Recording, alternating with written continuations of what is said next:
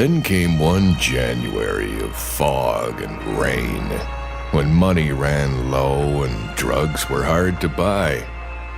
My statues and ivory heads were all sold, and I had no means to purchase new materials or energy to fashion them, even had I possessed them.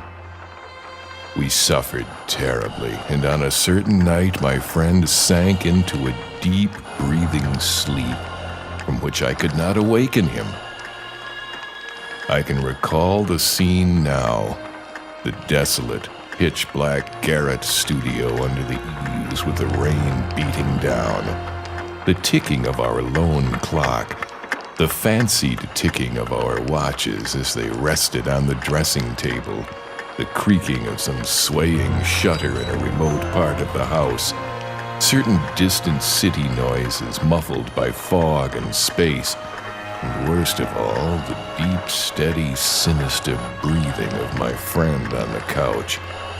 A rhythmical breathing which seemed to measure moments of supernal fear and agony for his spirit as it wandered in spheres forbidden, unimaginative, and hideously remote.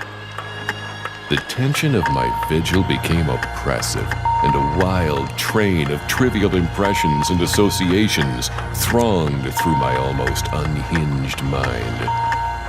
I heard a clock strike somewhere, but not ours, for that was not a striking clock, and my morbid fancy found in this a new starting point for idle wanderings.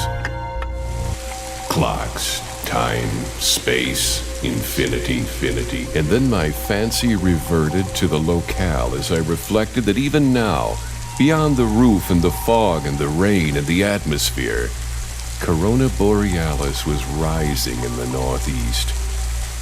Corona Borealis, which my friend had appeared to dread and whose scintillant semicircle of stars must even now be glowing unseen through the measureless abysses of aether.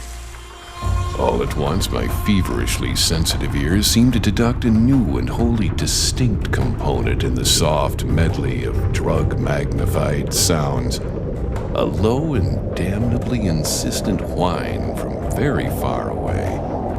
Droning, clamoring, mocking, calling from the northeast. But it was not